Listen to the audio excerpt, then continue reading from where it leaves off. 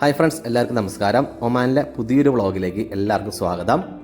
ഇന്നത്തെ നമ്മുടെ യാത്ര എന്ന് പറയുന്നത് ജബൽ ഷംസിലേക്കാണ്. ഓൾറെഡി നമ്മൾ കുറച്ച് ലേറ്റ് ആണ്. നമ്മൾ ഇറങ്ങിയപ്പോൾ തന്നെ ഏകദേശം ഒരു 4 മണിയൊക്കെ കഴിഞ്ഞു. മസ്കറ്റിൽ നിന്ന് ഏകദേശം ഒരു 257 കിലോമീറ്റർ ഉണ്ട്. അതേപോലെ 3-3.5 മണിക്കൂറാണ് ട്രാവലിംഗ് ടൈമൊക്കെ കാണിക്കുന്നത്. എന്നാലും പിന്നെ കുറച്ച് ലേറ്റ് ആയാലും നമ്മൾ ഇതിനു വേണ്ട പ്രിപ്പറേഷൻസ് ഒക്കെ ഒരുപാട് ചെയ്തതുകൊണ്ട് പിന്നെ അങ്ങനെ ഇറങ്ങിയെന്നുള്ളൂ. ഇപ്പം എല്ലാവർക്കും അറിയാലോ, തണുപ്പായതുകൊണ്ട് അത്യാവശ്യം പെട്ടെന്ന് തന്നെ ലൈറ്റൊക്കെ പോവും. ഏകദേശം ഒരു 5:30 മുതൽ തന്നെ ഇരുട്ടായിട്ട് തുടങ്ങും. പിന്നെ നമ്മൾ ഈ സ്പോട്ടിലേക്ക് പോകണ ഈ സമയത്ത് തന്നെ നിങ്ങൾക്ക് ആകാശമൊക്കെ കണ്ടറിയാം, ഒരു പ്രത്യേക വൈബൊക്കെ അവർ തരുന്നുണ്ട്. നേരം വൈകി വരുന്തോറും ആകാശമൊക്കെ കുറച്ചും കൂടി റെഡിഷ് ആയിട്ട് വരുന്നുണ്ട്. അതുപോലെ നല്ല ഫോട്ടോസും കാര്യങ്ങളും എടുക്കാനായിട്ട് നല്ല വ്യൂ തന്നെ തരുന്നുണ്ട്. നമ്മളിങ്ങനെയുള്ള യാത്രകളെ പോകുന്ന സമയത്ത് ഒരുപാട് ആളുകൾ വഴിയിലൊക്കെ നമ്മളങ്ങനെ ഇതുപോലെ കൈയൊക്കെ കാണിക്കും. നമുക്ക് അവരെ കയറ്റണം എന്നൊക്കെ ആഗ്രഹമുണ്ട്. പക്ഷെ നമുക്ക് അവരെ കയറ്റിയത് കൊണ്ട് എന്തെങ്കിലും ഒരു റിസ്ക് ഒക്കെ വന്നാലുള്ള പേടിച്ചിട്ടാണ് നമ്മളവരെ കയറ്റാത്തത്. പിന്നെ ജബൽ ഷംസ് പോയിട്ടുള്ള എല്ലാവർക്കും അറിയാം, ജബൽ ഷംസിൻ്റെ മുകളിലൊന്നും പെട്രോൾ പമ്പ് കാര്യങ്ങളൊന്നും ഇല്ല. അപ്പോൾ താഴെ അടിവാരത്തുള്ളപ്പോൾ തന്നെ അതിനടുത്ത് എന്താ പറയുക, ഒമാൻ ഓയിലുണ്ട്, വേറെയും പമ്പുകളൊക്കെ ഉണ്ട്. അപ്പോൾ അവിടെ നിന്ന് പെട്രോളൊക്കെ ഫില്ല് ചെയ്ത് വേണം പോകാനായിട്ട്. അപ്പോൾ അതൊക്കെ പ്രത്യേകം ശ്രദ്ധിക്കുക. നമ്മൾ ഇന്ന് തന്നെ പോകാനായിട്ട് ഒരു പ്രത്യേകിച്ചൊരു കാരണം കൂടി ഉണ്ട്. കാരണം കഴിഞ്ഞ ആഴ്ച പോയ ആരോ 9 ഡിഗ്രി 10 ഡിഗ്രി എന്നൊക്കെ റിപ്പോർട്ട് ചെയ്തിട്ടുണ്ടായിരുന്നു. ഇപ്പോൾ ഡിസംബറൊക്കെ തുടങ്ങിയല്ലോ. അപ്പോൾ ഡിസംബർ എൻ്റെയൊക്കെ ആകുമ്പോഴേക്കും നല്ല തണുപ്പാവും. അപ്പോൾ ആ സമയത്ത് നമുക്ക് പോകുമ്പോൾ സർവൈവ് ചെയ്യാനായിട്ട് കുറച്ച് ബുദ്ധിമുട്ട് വരും. അതുകൊണ്ട് കൂടിയാണ് നമ്മൾ ഇന്ന് തന്നെ ആക്കിയത്. ഏകദേശം ആ മലയുടെ ഏരിയയൊക്കെ തന്നെ സമയത്ത് ഒരുപാട് സ്പീഡ് ബ്രേക്കുകൾ കാണാം. അതുകൊണ്ട് തന്നെ നമുക്ക് ഒരുപാട് സ്പീഡിലൊന്നും പോകാൻ പറ്റില്ല. ഏകദേശം എനിക്ക് തോന്നുന്നു 2-3 കിലോമീറ്റർ ഇടവിട്ട് തന്നെ ഇതേപോലെ സ്പീഡ് ബ്രേക്കുകൾ വരുന്നുണ്ട്. അതേപോലെ ഈ സ്ട്രീറ്റ് ലൈറ്റൊക്കെ ഏകദേശം മല കയറി തുടങ്ങുമ്പോൾ തന്നെ ഇല്ലാണ്ടാവും. ശരിക്കും എന്നെ സംബന്ധിച്ച് അത് വളരെ നിരാശാജനകമാണ്. കാരണം ഇത്രയും നല്ലൊരു ടൂറിസ്റ്റ് സ്പോട്ടിലേക്ക് പോകുന്ന വഴിയിൽ നല്ല പ്രോപ്പറായിട്ട് സ്ട്രീറ്റ് ലൈറ്റ് ഇല്ലാന്ന് പറഞ്ഞു കഴിഞ്ഞാൽ അതൊരു കുറവ് തന്നെയാണ്. പിന്നെ ഇങ്ങനെയുള്ള ഏരിയകളിൽ അത്യാവശ്യം നമുക്ക് ബ്രൈറ്റ് ഒക്കെ ഇട്ട് ഓടിക്കേണ്ടി വരും. നമുക്ക് ഡിമ്മൊക്കെ ഇട്ടാണ് പോകണമെന്നുണ്ടെങ്കിൽ വഴി അത്ര അങ്ങോട്ട് വിസിബിൾ ആവണമെന്നില്ല. പിന്നെ ഈ മല കയറുന്ന സമയത്ത് ഒരുപാട് ഹെയർ പിന്നും കാര്യങ്ങളുണ്ട്. അതുകൊണ്ട് തന്നെ എല്ലാവരോടും പറയാനുള്ള മെയിൻ ഒരു കാര്യം എന്താണെന്ന് വെച്ച് കഴിഞ്ഞാൽ വളരെ സ്ലോ ആയിട്ട് ഡ്രൈവ് ചെയ്യുക. അതാണ് നിങ്ങളുടെ സേഫ്റ്റിക്ക് നല്ലത്. ഇന്ന് എന്താണെന്ന് അറിയില്ല, നല്ല സ്പോട്ട് ലൈറ്റ് പോലെ ചന്ദ്രൻ നന്നായിട്ട് ഉദിച്ച് നിൽക്കുന്നുണ്ട്. അതുകൊണ്ട് തന്നെ അത്യാവശ്യം വെളിച്ചം നമുക്ക് ഈ റോഡുകളിലും ഓടിയൊക്കെ ആയിട്ട് നമുക്ക് കിട്ടുന്നുണ്ട്. നമ്മളിപ്പോൾ ഏകദേശം ഈ ഒരു സ്പോട്ടിലെത്തിയപ്പോൾ കണ്ട ഒരു ലോറി ഇവിടെ സ്ട്രക്കായിട്ട് നിൽക്കുകയാണ്. അത് ഊടൊക്കെ വെച്ച് ഇങ്ങനെ നിൽക്കുകയാണ്. കാരണം അതിന് മുകളിലേക്ക് കയറാൻ പറ്റണില്ല. ഓൾറെഡി ഒരു JCB ആണ് അത് ക്യാരി ചെയ്ത് മുകളിലേക്ക് പോകുന്നത്. ഈ ഒരു സ്പോട്ട് എത്തിയപ്പോൾ അവർ സ്ട്രക്കായി. അപ്പോൾ അവർ സ്റ്റോപ്പ് ചെയ്ത് ഇങ്ങനെ കിടക്കുകയാണ്. പിന്നെ നമ്മൾ ഈ ജബൽ ഷംസ് വ്യൂ പോയിന്റ് എത്തുന്നതിന് മുന്നായിട്ടുള്ള ഒരു 8 കിലോമീറ്റർ നമുക്ക് ഓഫ് റോഡ് തന്നെ പോകണം. നമ്മുടെ സലൂൺ കാറൊക്കെ ഈസി ആയിട്ട് പോവും, വേറെ പ്രശ്നങ്ങളൊന്നുമില്ല. പക്ഷേ ഒരു 8 കിലോമീറ്റർ എന്ന് പറയുന്നത് വളരെ പതുക്കെ തന്നെയാണ് നമുക്ക് പോകാൻ പറ്റുള്ളൂ. പിന്നെ ഈ റോഡും കാര്യങ്ങളൊക്കെ അവർ അത്യാവശ്യം നന്നായിട്ട് ചിരണ്ടൊക്കെ വെച്ചിട്ടുണ്ട്. അതുകൊണ്ട് തന്നെ അത്യാവശ്യം നല്ല ഗ്രിപ്പും കാര്യങ്ങളൊക്കെ കിട്ടുന്നുണ്ട്. പിന്നെ നിങ്ങൾ ഈ ഒരു സ്പോട്ടിലേക്ക് ആദ്യമായിട്ടാണ് അതേപോലെ നൈറ്റാണ് വരണമെന്നുണ്ടെങ്കിൽ ചില ഏരിയകളിലൊക്കെ എത്തുമ്പോൾ നമുക്ക് ഇടത്തോട്ടാണോ വലത്തോട്ടാണോ വളയ്ക്കേണ്ടത് എന്നുള്ള കൺഫ്യൂഷനൊക്കെ എന്തായാലും വരും. അപ്പോൾ അത് അവോയ്ഡ് ചെയ്യാനായിട്ട് ഞാൻ കണ്ടുപിടിച്ച മാർഗം എന്ന് പറഞ്ഞു കഴിഞ്ഞാൽ നമ്മുടെ മാപ്പ് കറക്റ്റായിട്ട് ഫോളോ ചെയ്യുക. അതിൽ ഇടത്തോട്ടാണെങ്കിൽ എന്തായാലും വഴി ഇടത്തോട്ടേക്ക് തന്നെ ആയിരിക്കും. അല്ലെങ്കിൽ പിന്നെ ബെറ്റർ ഒരു ഐഡിയ എന്ന് പറയുന്നത് നിങ്ങൾ പകൽ സമയത്ത് യാത്ര ചെയ്യുക. അത് ഇപ്പോൾ നമുക്ക് കുറച്ചും കൂടി വിസിബിൾ ആയിരിക്കില്ല റോഡും കാര്യങ്ങളൊക്കെ. അപ്പോൾ ഈ വക കൺഫ്യൂഷനൊന്നും ആവശ്യമില്ല. അപ്പോൾ നീണ്ട 8 കിലോമീറ്റർ ഓഫ് റോഡ് കഴിഞ്ഞതിന് ശേഷം നമ്മൾ വീണ്ടും ടാറിംഗ് റോഡിൽ എത്തിയിരിക്കുകയാണ്. ഇവിടെയും സ്ട്രീറ്റ് ലൈറ്റ് കാര്യങ്ങളൊന്നും ഇല്ല. നമ്മൾ നോക്കി കണ്ട് തന്നെ ഓടിക്കണം. നമ്മൾ മല കയറി തുടങ്ങിയപ്പോൾ തന്നെ അത്യാവശ്യം നല്ല രീതിയിലുള്ള തണുപ്പും കാര്യങ്ങളൊക്കെ ഉണ്ടായിരുന്നു. പക്ഷേ ഈ ഒരു സ്പോട്ട് എത്താറായപ്പോൾ നല്ല രീതിയിൽ നമുക്ക് തണുപ്പൊക്കെ ഫീൽ ചെയ്യുന്നുണ്ട്. പിന്നെ ഈ വ്യൂ പോയിന്റ് അടുത്തായിട്ട് ടെൻ്റ് അടിക്കാം എന്നുള്ള പ്രതീക്ഷയിൽ നമ്മൾ ടെൻ്റൊക്കെ കയ്യിലെടുത്തിട്ടുണ്ടായിരുന്നു. അതുപോലെ ഒരുപാട് ഫാമിലിക്ക് ഉണ്ടാവുമെന്ന് വിചാരിച്ചത്. പക്ഷേ ആകെ ഒരൊറ്റ ഫാമിലിയാണ് ഇവിടെ ടെൻ്റ് അടിച്ചിട്ടില്ല. പക്ഷെ അവരവിടെ ബാർബിക്കൊക്കെ ചെയ്ത് നിൽക്കുന്നുണ്ട്. ഈ ഫാമിലിയോട് അന്വേഷിച്ച് കഴിഞ്ഞപ്പോൾ അവർ ഏകദേശം ഒരു 12 മണി വരെ ഇവിടെ ഉണ്ടാവുമെന്നാണ് പറഞ്ഞത്. അപ്പോൾ അതനുസരിച്ച് നമ്മുടെ കയ്യിലും അത്യാവശ്യം ബാർബിക്ക് അടിക്കുള്ള സാധനങ്ങളൊക്കെ കൊണ്ടുവന്നിട്ടുണ്ടായിരുന്നു. അപ്പോൾ നമ്മൾ ബാർബിക്ക് അടിക്കാൻ തന്നെ എല്ലാ ഐറ്റംസൊക്കെ നമ്മൾ പുറത്തേക്ക് എടുക്കുകയാണ്. ഞാനിവിടെ കാർ പാർക്ക് ചെയ്ത് റോഡ് സൈഡ് തന്നെയാണ്. അപ്പോൾ അവിടെ നിന്ന് നമ്മൾ ഫ്രണ്ടിലേക്ക് ഹെഡ്ലൈറ്റ് ഇട്ട് വെച്ചപ്പോൾ അത്യാവശ്യം വെളിച്ചും കാര്യങ്ങളൊക്കെ നമുക്ക് അവിടെ കിട്ടും. അതേപോലെ ഈ ഒരു ഏരിയ മൊത്തത്തിൽ റോക്കാണ്, അതായത് പാറയാണ്. അപ്പോൾ അതുകൊണ്ട് തന്നെ നമുക്ക് അത്യാവശ്യം നല്ല നീറ്റ് ആൻഡ് ക്ലീനായിട്ട് അവിടെ കിടക്കുന്നുണ്ട്. തണുപ്പുള്ളതുകൊണ്ട് തന്നെ ഈ കോളൊക്കെ കത്താനായിട്ട് അത്യാവശ്യം ടൈമും കാര്യങ്ങളൊക്കെ എടുക്കും. അപ്പോൾ നിങ്ങൾ ഈ കോളൊക്കെ എടുക്കുന്ന സമയത്ത് അതിൻ്റെ കൂട്ടത്തിൽ നല്ല ജെല്ലി ആയിട്ടുള്ള കെറോസിനോ അങ്ങനെ എന്തെങ്കിലും സംഭവങ്ങളൊക്കെ കൂടെ വെക്കുക. അല്ലെങ്കിൽ പെട്ടെന്ന് തന്നെ തീ പിടിക്കാനായിട്ട് കുറച്ച് ബുദ്ധിമുട്ടും. പിന്നെ നമ്മൾ ഈ ബാർബിക്ക് അടിക്കുന്ന സമയത്ത് ഈ കോളൊക്കെ പെട്ടെന്ന് തീ പിടിക്കാനായിട്ട് നമ്മൾ എപ്പോഴും ചെയ്യേണ്ട ഒരു ഐഡിയ എന്ന് പറഞ്ഞു കഴിഞ്ഞാൽ ഇതേപോലെ ഒരു സ്തൂപിക പോലെ നമ്മൾ സെറ്റ് ചെയ്യുക. എന്നിട്ട് വേണം അതിൻ്റെ ഇടയ്ക്ക് ഈ ജെല്ലി ആയിട്ടുള്ള ജെല്ലിയോ അല്ലെങ്കിൽ ജെല്ലി അല്ലാത്തതായിട്ടുള്ള കെറോസിനും കാര്യങ്ങളൊക്കെ ഒഴിച്ചു കൊടുക്കാനായിട്ട്. അങ്ങനെ കുറച്ച് നേരത്തെ പരിശ്രമത്തിനൊടുവിൽ ഞാനും തീയൊക്കെ ഇട്ട് തുടങ്ങി. അപ്പോൾ ഞാൻ കാറ് ഇങ്ങോട്ട് തിരിച്ചാണ് ഇട്ടത്. കാരണം എൻ്റെ കാറിൻ്റെ ബാക്ക് സൈഡായിട്ട് വരും റോഡ് കാര്യങ്ങളൊക്കെ. അപ്പോൾ എൻ്റെ തൊട്ടടുത്ത് തന്നെയാണ് ഞാൻ നേരത്തെ പറഞ്ഞ മലയാളി ഫാമിലി അവിടെ ബാർബിക്ക് അടിച്ചുകൊണ്ടിരിക്കുന്നത്. അപ്പോൾ നമ്മുടെ കുറച്ച് നേരത്തെ പരിശ്രമത്തിനൊടുവിൽ നമ്മുടെ കോളിൽ അത്യാവശ്യം തീയൊക്കെ പിടിച്ച് വന്നിട്ടുണ്ട്. അപ്പോൾ തീയൊക്കെ പിടിച്ച് കഴിഞ്ഞാൽ എല്ലാവർക്കും അറിയാമല്ലോ, പിന്നെ അത് നമുക്ക് നന്നായിട്ടൊന്ന് വീശി കൊടുത്തിട്ട് വേണം ഒന്ന് സ്പ്രെഡ് ചെയ്തെടുക്കാനായിട്ട്. നമ്മുടെ കൂടെ വന്നിട്ടുള്ള ആളുകളൊക്കെ നമ്മൾ ഈ വക കാര്യങ്ങളൊക്കെ കുറച്ചും കൂടി ഇൻവോൾവ് ചെയ്യണം, അല്ലെങ്കിൽ പിന്നെ അവർക്കതൊരു ബോറടി ആയിരിക്കും. അതുകൊണ്ട് തന്നെയാണ് കംപ്ലീറ്റ് കനലുകളൊക്കെ കത്തിക്കുക എന്നുള്ളൊരു ടാസ്ക് കൊടുത്ത് വൈഫിനെ ഇതിലേക്ക് ഇറക്കിയിരിക്കുന്നത്. പിന്നെ നമ്മൾ പെണ്ണുങ്ങളൊക്കെ നമ്മൾ ഇറക്കിയാലും ചില സമയത്ത് നമ്മൾ ആണുങ്ങൾ തന്നെ അത്യാവശ്യം കാര്യങ്ങളൊക്കെ ഇങ്ങനെ ചെയ്യേണ്ടി വരും, അല്ലെങ്കിൽ പിന്നെ തീയൊന്നും പെട്ടെന്ന് കത്തില്ല. ആക്ച്വലി ഞാൻ ചിക്കൻ മാരിനേറ്റ് ചെയ്ത് പോകുന്നത് തന്തൂരി മസാലയിലാണ്. തന്തൂരി മസാല കൂടാണ്ട് അതിൽ നമ്മൾ എക്സ്ട്രാ ആയിട്ട് ജിഞ്ചർ ഗാർലിക് പേസ്റ്റും അതുപോലെ കുറച്ച് മുളക് പൊടി, മല്ലിപ്പൊടി, മഞ്ഞൾപ്പൊടി, അങ്ങനെ കുറച്ച് ഐറ്റംസൊക്കെ നമ്മൾ എക്സ്ട്രാ ആഡ് ചെയ്തിട്ടുണ്ട്. അതിൻ്റെ സ്മെല്ല് കാരണം ഇങ്ങോട്ട് എന്താ പറയുക, കാറിൽ ഇരിക്കാൻ പോലും പറ്റണ്ടായില്ല. അപ്പോൾ നമ്മുടെ കനലിൽ അത്യാവശ്യം നല്ല തീയായിട്ട് വന്നിട്ടുണ്ട്. നമുക്ക് ഈ ഒരു കനൽ മതി, ബാക്കി പിന്നെ തന്നെ അങ്ങോട്ട് ആയിക്കോളും. ഈ കനലൊന്ന് നമുക്കൊരു നമ്മുടെ കയ്യിലുള്ള എന്തെങ്കിലും സംഭവം വെച്ചിട്ട് ഒന്ന് സ്പ്രെഡ് ചെയ്തിട്ട് കൊടുക്കാം. പിന്നെ നമ്മൾ തീയൊക്കെ കനലൊക്കെ ഇങ്ങനെ സ്പ്രെഡ് ചെയ്തിട്ട് കൊടുത്താൽ ഇതിൻ്റെ മുകളിൽ കുറച്ച് ചാരം കാര്യങ്ങളൊക്കെ ഉണ്ടാവും. അപ്പോൾ നമ്മൾ ചിക്കനൊക്കെ വെക്കുന്നതിന് മുന്നായിട്ട് അതൊന്ന് വീശി കളഞ്ഞേക്കാം. അപ്പോൾ നമ്മുടെ ഗ്രില്ലിൽ ചിക്കനൊക്കെ അടുക്കി പറക്കാനുള്ള ടൈം ആയിട്ടുണ്ട്. അപ്പോൾ നമ്മൾ മസാല ഇട്ട് കൊണ്ടുവന്നിട്ടുള്ള ചിക്കനൊന്ന് ഇതിൻ്റെ മുകളിലേക്ക് ഒന്ന് സ്പ്രെഡ് ചെയ്ത് ഇട്ട് കൊടുക്കാം. ബാർബിക്യൂ ആയതുകൊണ്ട് തന്നെ നമ്മൾ ചിക്കൻ കട്ട് ചെയ്യുന്ന സമയത്ത് കുറച്ച് വലുതാക്കിയാണ് കട്ട് ചെയ്തിട്ടുള്ളത്. അതുകൊണ്ട് തന്നെ ഗ്രില്ലിൻ്റെ ഉള്ളിൽ നിന്നും അത് താഴത്തേക്ക് ഒരിക്കലും പോവില്ല. നമ്മൾ ഈ ചിക്കനൊക്കെ അടുക്കി പറക്കി വരുന്ന സമയം കൊണ്ട് ഇതിൽ അത്യാവശ്യം നല്ല ചാരം കാര്യങ്ങളുണ്ട്. കണ്ടാൽ നമ്മൾ ഊതുമ്പോൾ തന്നെ ഇത്രയും ചാരാണ് പറക്കണത്. അപ്പോൾ ആ ചാരൊന്ന് ജസ്റ്റ് ഒന്ന് ഊതി കളഞ്ഞതിന് ശേഷം വെച്ച് കഴിഞ്ഞാൽ ഇവിടെ നല്ലതായിരിക്കും. അപ്പോൾ നമ്മുടെ ചിക്കൻ ആദ്യമായിട്ട് വെച്ചിട്ടുണ്ട്. നമുക്കിനി പയ്യെ പയ്യെ തിരിച്ചും മറിച്ചും കൊടുത്ത് ഒന്ന് വേവിച്ചെടുക്കാം. അപ്പോൾ നമ്മുടെ ചിക്കനൊക്കെ വെന്ത് വരുന്ന സമയം കൊണ്ട് നമുക്ക് വേറൊരു ഐറ്റം കൂടി ഒന്ന് എക്സ്പ്ലോർ ചെയ്യാം. മറ്റൊന്നല്ല, ഞാൻ ഈ ഒരു ബോക്സ് കാണുമ്പോൾ നിങ്ങൾക്ക് മനസ്സിലാവും, ഞാനൊരു ഫ്രണ്ടിൻ്റെ നിന്ന് ഒരു ഹുക്ക അഥവാ ശീഷ എന്ന് പറഞ്ഞ സംഭവം ഉണ്ടല്ലോ, ആ സാധനം കൊണ്ടുവന്നിട്ടുണ്ടായിരുന്നു. എന്തായാലും നല്ലൊരു സ്പോട്ടാണ്. കാരണം ഈ ഒരു സ്പോട്ടിൽ ഒരു മനുഷ്യക്കുഞ്ഞു പോലും ഇല്ലാത്തതുകൊണ്ട് ഹുക്കയാ എന്ത് സംഭവമാണെങ്കിലും നമുക്ക് ഇവിടെ ചെയ്യാം. ആക്ച്വലി ഈ ഹുക്ക ഞാൻ ഫസ്റ്റ് ടൈമാണ് യൂസ് ചെയ്യണത്. മീൻസ് ഞാൻ തന്നെ സെറ്റ് ചെയ്തിട്ട്, പല സ്ഥലങ്ങളും നമ്മൾ വലിച്ചിട്ടുണ്ടെങ്കിലും അതൊക്കെ ഓൾറെഡി അവർ സെറ്റാക്കി തന്നിട്ടുള്ളതാണ്. പക്ഷേ സ്വന്തമായിട്ട് സെറ്റ് ചെയ്ത് ഞാനൊന്ന് ആദ്യമായിട്ടാണ് വലിക്കാൻ പോണത്. ആദ്യം തന്നെ നമുക്ക് ഈ ഗ്ലാസ് ബോട്ടിൽ അത്യാവശ്യം ഒരു പകുതിയിൽ മേലെയായിട്ട് കുറച്ച് വെള്ളം ഒഴിച്ചിടണം. എന്നിട്ട് വേണം നമ്മുടെ ഈ കയ്യിലുള്ള ഈ ഒരു കുടപ്പൻ അതിലേക്ക് ഇറക്കാനായിട്ട്. അതായത് നമുക്ക് നല്ല രീതിയിൽ അത്യാവശ്യം ടൈറ്റ് ചെയ്ത് വേണം ഇതിനുള്ളിലേക്ക് ഇറക്കാനായിട്ട്. കാരണം ഈ ചില്ലിൻ്റെയും ഇതിൻ്റെ ഇടയ്ക്കായിട്ട് ഒരു റബ്ബറിൻ്റെ വാഷ് വന്നിട്ടുണ്ട്. അപ്പോൾ അതിൽ നല്ല ടൈറ്റായിട്ട് ജാമായിട്ട് ഇരുന്നോളൂ. പിന്നെ ഇതിന് മുകളിലായിട്ട് നിങ്ങളൊരു ട്രേ കാണുന്നുണ്ടല്ലോ, അത് ജസ്റ്റ് വെറുതെ ഇങ്ങനെ വെച്ച് കൊടുത്തിട്ടുള്ളൂ. ഇതിൽ നിന്ന് എന്തെങ്കിലും ആഷ് കാര്യങ്ങൾ, അതായത് ചാരം എന്തെങ്കിലുമൊക്കെ ഉണ്ടെങ്കിൽ അതിലേക്ക് വീണ് കിടക്കാനായിട്ടാണ് ആ ട്രേ. അതേപോലെ തന്നെ ഇതിൻ്റെ മുകളിലായിട്ടാണ് നമ്മൾ ഒരു മഡ് കൊണ്ടുള്ള ഒരു മോൾഡ് കൂടി വെച്ച് കൊടുത്തിട്ടുണ്ട്. അതിലേക്കാണ് നമ്മൾ കൊണ്ടുവന്നിട്ടുള്ള ഏത് ഫ്ലേവറാണോ അത് നമ്മൾ അതിലേക്ക് ഇട്ട് കൊടുക്കേണ്ടത്. ഞാൻ വാങ്ങിയിട്ടുള്ളത് സ്ട്രോബെറി ഫ്ലേവേർഡ് ആയിട്ടുള്ള സംഭവമാണ്. ഏകദേശം ഒരു ജെല്ലി പോലെ നമ്മൾ എന്താ പറയുക, ചെറിയൊക്കെ ചെറുതായിട്ട് ഇങ്ങനെ കട്ട് ചെയ്ത് എടുക്കില്ലേ, അതേപോലെയാണ് ആ സംഭവം ഇരിക്കുന്നത്. അപ്പോൾ അതിൽ നിന്ന് നമ്മൾ കുറച്ചെടുത്ത് ഇതിൻ്റെ മുകളിലേക്ക് ഇട്ട് കൊടുക്കാം. ഇത് തുറന്നിടുന്ന സമയത്ത് നല്ല രീതിയിലുള്ള ഈ സ്ട്രോബെറിയുടെ നല്ല സ്മെല്ല് വരുന്നുണ്ട്. ആ സ്മെല്ല് കൊണ്ട് ഈ ഒരു ഏരിയ മൊത്തം സ്ട്രോബെറിയുടെ സ്മെല്ലായിട്ടുണ്ട്. അടുത്തായിട്ട് നമുക്ക് സിൽവർ ഫോയിൽ ഉപയോഗിച്ച് നമുക്ക് ഈ സ്ട്രോബെറി കാര്യങ്ങളൊക്കെ ഒന്ന് കവർ ചെയ്ത് കൊടുക്കണം. സാധാരണ ഒരു മടക്കാണ് ഇടാറുള്ളൂ, ഞാൻ ജസ്റ്റ് 2 മടക്ക് ഇട്ട് കൊടുക്കുന്നേ ഉള്ളൂ. ഇനി സിൽവർ ഫോയിൽ ഉപയോഗിച്ച് നമ്മൾ ഇട്ട് കൊടുത്തന്നെ ആ സ്ട്രോബെറി കാര്യങ്ങളൊക്കെ ഇതേപോലെ ഒന്ന് കവർ ചെയ്ത് കൊടുക്കാം. അതിനുശേഷം ചെറുതായിട്ട് ഇതുപോലെ ഒരു സീറ്റിംഗ് പോലെ ഉണ്ടാക്കിയതിന് ശേഷം കുറച്ച് ഹോളുകൾ ഇട്ട് കൊടുക്കാം.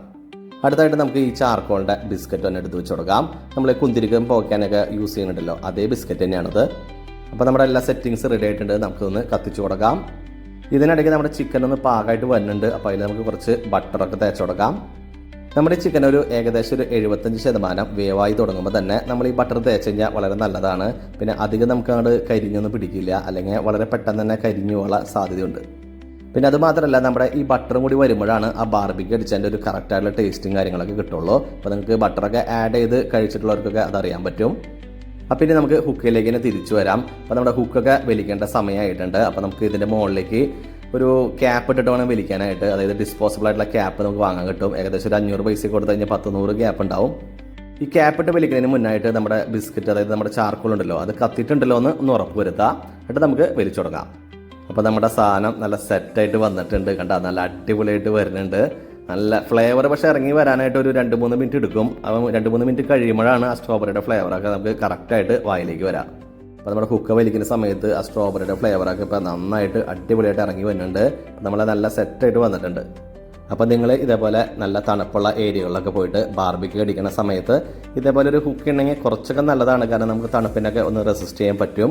അതേപോലെ സംഗതി ഇതിൽ നിക്കോട്ടിനും കാര്യങ്ങളൊക്കെ ഉണ്ട്, എന്നാലും നമുക്ക് ഇടയ്ക്കൊക്കെ ഒന്ന് ട്രൈ ചെയ്യാൻ നല്ലതാണെന്ന് എനിക്ക് തോന്നുന്നത്. പക്ഷേ ഞാനൊരിക്കലും വലിയനെ, അതായത് ഹുക്ക് എന്നുള്ള ഈ ഒരു സിഗരറ്റ് പോലത്തെ സംഭവത്തിനെ പ്രോത്സാഹിപ്പിക്കണതല്ല, ഞാൻ ജസ്റ്റ് പറഞ്ഞതേ ഉള്ളൂ. കുറേ ആളുകൾ മെയിനായിട്ട് ഇതിൻ്റെ ഒരു വൈബ് കിട്ടാനും കൂടിയാണ് ആളുകൾ ഇതൊക്കെ ട്രൈ ചെയ്യണമെന്ന് തോന്നുന്നത്. അപ്പോൾ അങ്ങനെ വൈബ് ഇഷ്ടപ്പെടുന്ന ആളുകൾക്കൊക്കെ 1-2 പ്രാവശ്യമൊക്കെ വേണമെങ്കിൽ ഒന്ന് ട്രൈ ചെയ്ത് നോക്കാം. പിന്നെ ചില ആളുകൾക്ക് ഈ ഹുക്ക എന്നുള്ള സംഭവം അവിടെ എന്താണ് സംഭവം എന്നൊന്ന് പിടികിട്ടില്ലെങ്കിലും ഒരു കൗതുകത്തിൻ്റെ പേരിൽ ട്രൈ ചെയ്ത് വരുമ്പോൾ ചില ആളുകൾക്ക് ഒരു എൻജോയ്മെൻറ്റ് ലെവലിലേക്ക് എത്തും. കണ്ടില്ലേ, എൻ്റെ വൈഫ് തന്നെ ട്രൈ ചെയ്തിട്ട് കുറേ പ്രാവശ്യം ഇപ്പോൾ വലിച്ചു ഇങ്ങനെ തള്ളിക്കൊണ്ടിരിക്കുന്നത്. അപ്പോൾ നമ്മുടെ ചിക്കനൊക്കെ ഏകദേശം നല്ല സെറ്റായിട്ട് വെന്തൊക്കെ വന്നിട്ടുണ്ട്. ഏകദേശം ഒരു ഫൈനൽ സ്റ്റേജിലൊക്കെ ആയി. പിന്നെ പെട്ടെന്ന് തന്നെ എടുക്കാം, അധികം നേരമൊന്നും ഇനിയിപ്പോൾ ഇവിടെ വെക്കേണ്ട കാര്യമില്ല. പിന്നെ നമ്മുടെ ഈ ഗ്രില്ലൊക്കെ നല്ല ഹോട്ടാണ്, അതുകൊണ്ട് തന്നെ വല്ല ഇരുമ്പിൻ്റെയോ വല്ല കത്തിയോ സ്പൂണോ അങ്ങനെ എന്തെങ്കിലും സംഭവങ്ങളുണ്ടെങ്കിൽ അതുകൊണ്ടൊന്ന് ചിക്കനൊന്ന് കുത്തി കൊടുക്കുക. അല്ലെങ്കിൽ അപ്പുറത്തൊക്കെ ഇങ്ങനെ അതുപോലെ ഒട്ടിപ്പിടിച്ചിങ്ങനെ, അതായത് നന്നായിട്ട് ജാമായിട്ടാണ് ഇത്ര രീതി നടന്നത്, അങ്ങനെ ജാമായിട്ടിരിക്കാനുള്ള ചാൻസ് ഉണ്ട്. പിന്നെ നമുക്ക് ഓരോരോ പീസുകൾ അതൊക്കെ കൈകൊണ്ട് എടുത്തിടാം. അപ്പോൾ നമ്മുടെ ഡിന്നർ കഴിക്കാൻ പാകത്തിന് റെഡി ആയിട്ട് വന്നിട്ടുണ്ട്. അപ്പോൾ നമ്മുടെ ചിക്കനൊക്കെ സെറ്റായി. ഇനി നമ്മുടെ കുബൂസ് ഉണ്ട്. അപ്പോൾ കുബൂസ് വേണമെന്നുണ്ടെങ്കിൽ ജസ്റ്റ് ഒന്ന് ചൂടാക്കി എടുക്കാം. ഈ ഗ്രില്ലിന് മുകളിൽ ഇട്ട് കഴിഞ്ഞാൽ വളരെ പെട്ടെന്ന് തന്നെ ചൂടായിട്ട് കിട്ടും. പിന്നെ ആ കൂട്ടത്തിൽ കഴിക്കാനായിട്ട് ഗാർലിക് പേസ്റ്റ് കൂടി ഉണ്ട്. അപ്പോൾ നമ്മുടെ ഡിന്നർ കഴിക്കൽ ഏകദേശം തുടങ്ങുകയാണ്. കാരണം എന്താ വെച്ച് കഴിഞ്ഞാൽ നമ്മുടെ ബാക്കിലുള്ള ടീമുണ്ടല്ലോ, അവർ അധിക നേരം ഉണ്ടാവില്ല, 12 മണി വരെ ഉണ്ടാവുമെന്ന് പറഞ്ഞാണ്. അവർ ഏകദേശം ഒരു 11 മണിയൊക്കെ ആയിട്ടുണ്ട്. അപ്പോൾ ഇനി എപ്പോൾ വേണമെങ്കിലും അവർ പോവാം. അപ്പോൾ അവർ പോയി കഴിഞ്ഞാൽ നമുക്ക് ഇവിടുന്ന് കൂട്ടുണ്ടാവില്ല. അപ്പോൾ ഞങ്ങൾ ആലോചിച്ചിട്ട് ഇവിടെ താഴ്വാരത്ത് പോയിട്ട്, താഴ്വാരല്ല കുറച്ച് അങ്ങോട്ട് താഴത്തേക്ക് പോയിട്ട് അവിടെ കുറച്ച് റിസോർട്ടും കാര്യങ്ങളൊക്കെ ഉണ്ട്. അപ്പോൾ അവിടെ എവിടെയെങ്കിലും പോയിട്ട് കിടക്കാമെന്ന് വിചാരിച്ചാണ്. എന്നിട്ട് വേണം നമുക്ക് മോർണിംഗ് സൺറൈസ് ഒക്കെ എടുക്കാനായിട്ട്. ആക്ച്വലി ഈ സമയത്ത് നമ്മളെ കൂടാണ്ട് ഒരുപാട് ഫാമിലിക്ക് ഉണ്ടാവുമെന്ന് വിചാരിച്ചിട്ട് തന്നെയാണ് നമ്മുടെ കൂടെ ടെൻ്റൊക്കെ കൊണ്ടുവന്നിട്ടുണ്ടായിരുന്നു. പക്ഷേ ഇവിടെ ആരും ഇല്ല. പിന്നെ ടെൻ്റ് അടിച്ചാൽ തന്നെ കിടക്കാനായിട്ട് അത്യാവശ്യം നല്ല രീതിയിലുള്ള തണുപ്പുണ്ട്. അപ്പോൾ ടെൻറ്റിൽ കിടന്നെങ്കിൽ സുഖമാവില്ലാതെ തന്നെ അറിയണോണ്ട് തന്നെ ടെൻ്റ് അടിക്കാനുള്ള ശ്രമവും നടത്തില്ല. പിന്നെ ടെൻ്റ് അടിക്കാതിരിക്കാനുള്ള വേറൊരു കാരണം കൂടി എന്ന് വെച്ച് കഴിഞ്ഞാൽ ഒരു സേഫ്റ്റി പ്രോബ്ലം കൂടി ഉണ്ട്. അപ്പോൾ നമ്മൾ ഒറ്റയ്ക്ക് ഇവിടെ നിൽക്കുമ്പോൾ അത്ര അൺസേഫായിട്ട് എനിക്കത് തോന്നിയില്ല. കാരണം വല്ലപ്പോഴാണ് ഞങ്ങൾ വരുന്ന സമയത്താണ് ഒരു പോലീസ് അങ്ങോട്ട് പോകുന്നത് കണ്ടത്, അല്ലാണ്ടൊന്നും ഈ ഏരിയയിൽ പോലീസും കാര്യങ്ങളൊന്നും കാണില്ല.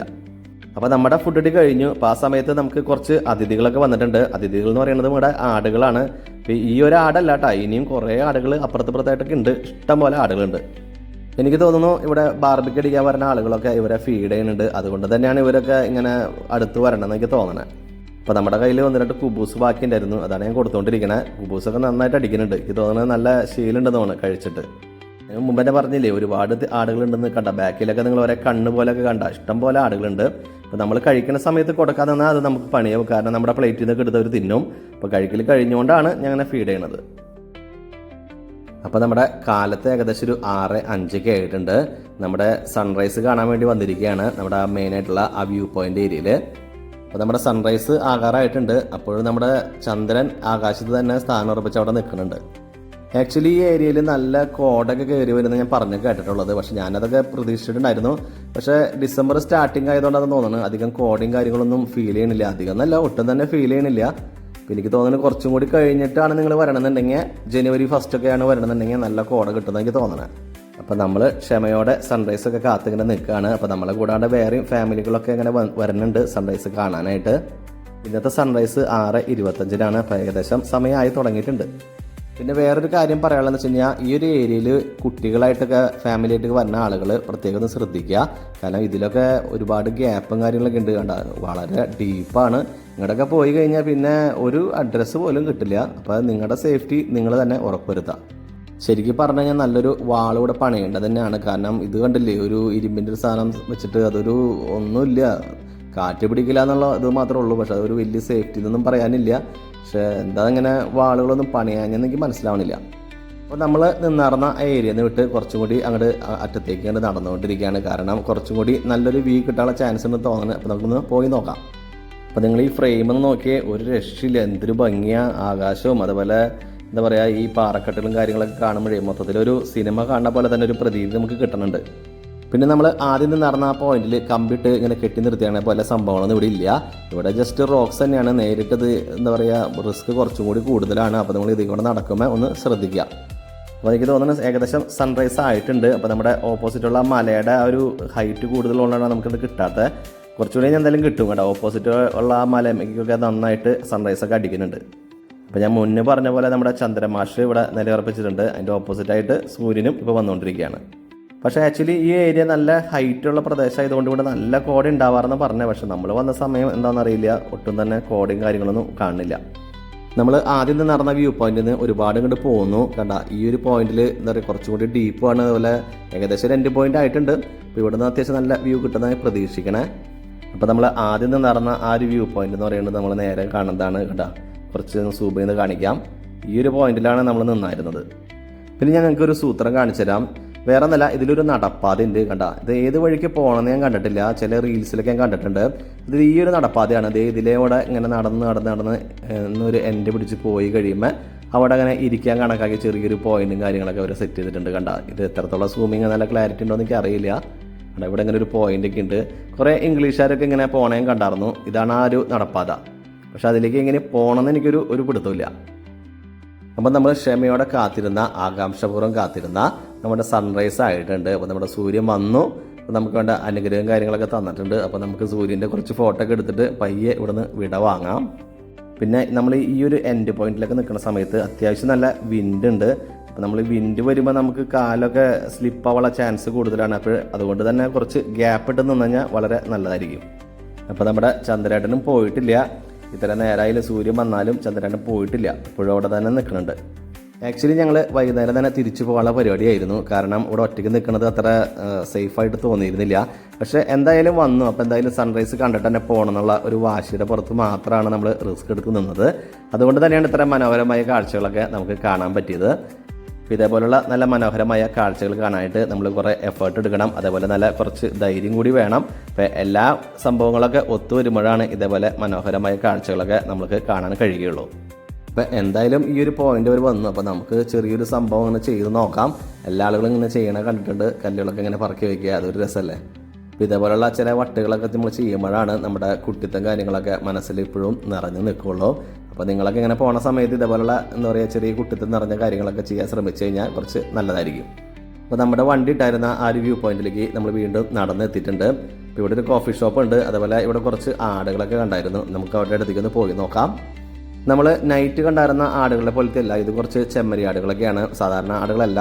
അപ്പോൾ നമുക്ക് പക്ഷേ ഇവറ്റുങ്ങളൊക്കെ പേടിച്ചിട്ട് ഇങ്ങനെ എന്നിൽ നിന്ന് ഇങ്ങനെ അകന്ന് പോവാണ്. നമ്മൾ സൺറൈസ് കാണാൻ വേണ്ടി വന്ന സമയത്ത് എനിക്ക് തോന്നുന്നത് ഏകദേശം ഒരു 50-60 ആടുകളൊക്കെ ഉണ്ടായിരുന്നു. പക്ഷേ ആ സമയത്ത് നമുക്ക് അവരെ വീഡിയോ എടുക്കാൻ പറ്റിയില്ല. കാരണം അവർ ജസ്റ്റ് ഇങ്ങനെ പെട്ടെന്ന് തന്നെയാണ് ഓടിപ്പോയി.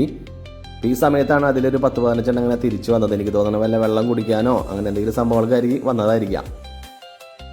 അപ്പോൾ നമ്മുടെ ജബൽ ഷംസിൻ്റെ ഏകദേശം ഈ ഒരു വ്യൂ പോയിന്റും കാര്യങ്ങളൊക്കെ ആയിട്ടുള്ള പരിപാടികളൊക്കെ കഴിഞ്ഞു. അപ്പോൾ നമ്മൾ തിരിച്ച് പോയിക്കൊണ്ടിരിക്കുകയാണ്.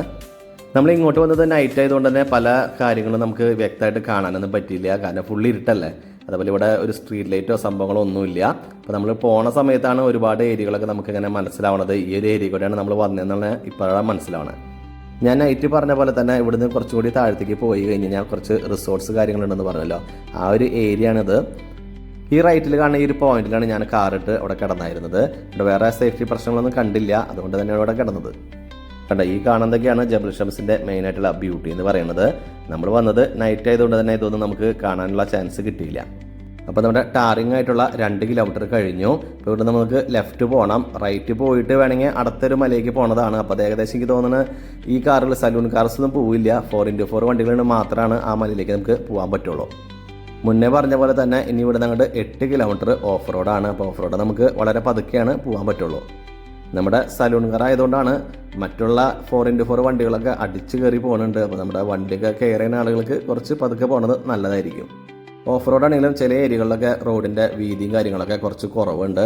അപ്പോൾ അങ്ങനെയുള്ള ഏരിയകളിൽ ഇതേപോലെ വലിയ വണ്ടികളൊക്കെ വരുന്നുണ്ടെങ്കിൽ ഒന്ന് ഒതുക്കി കൊടുത്തു കഴിഞ്ഞാൽ വളരെ സിമ്പിളായിട്ടാണ് പൊക്കോളും. നമ്മുടെ നേരെ ഒരു മല കാണുന്നുണ്ടല്ലോ, അത് കോടയിൽ ഇങ്ങനെ പൊതിഞ്ഞ് നിൽക്കണ ഒരു ഫീല് നമുക്ക് കാണുന്നുണ്ട്. കോട ഉണ്ടോയെന്ന് അറിയില്ല. അപ്പോൾ നമ്മുടെ 8 കിലോമീറ്റർ നീണ്ട ഓഫ് റോഡ് കഴിഞ്ഞതിന് ശേഷം വീണ്ടും ടാറിങ് വന്നിട്ടുണ്ട്. ഈ ഒരു പോയിന്റിൽ എത്തിയപ്പോൾ ഈ ഒരു മൊത്തത്തിലുള്ള ഈ വ്യൂ കൊള്ളാം, നല്ല ഭംഗിയുണ്ട്. ചില ആളുകളൊക്കെ ഈ ഒരു ഏരിയയിൽ തന്നെ ഒരു താമ്പടിച്ചൊക്കെ നിൽക്കുന്നുണ്ട്. കാരണം എല്ലാവരും ഒന്നും മലയുടെ മുകളിലേക്കൊന്നും കയറി വരുന്നില്ല.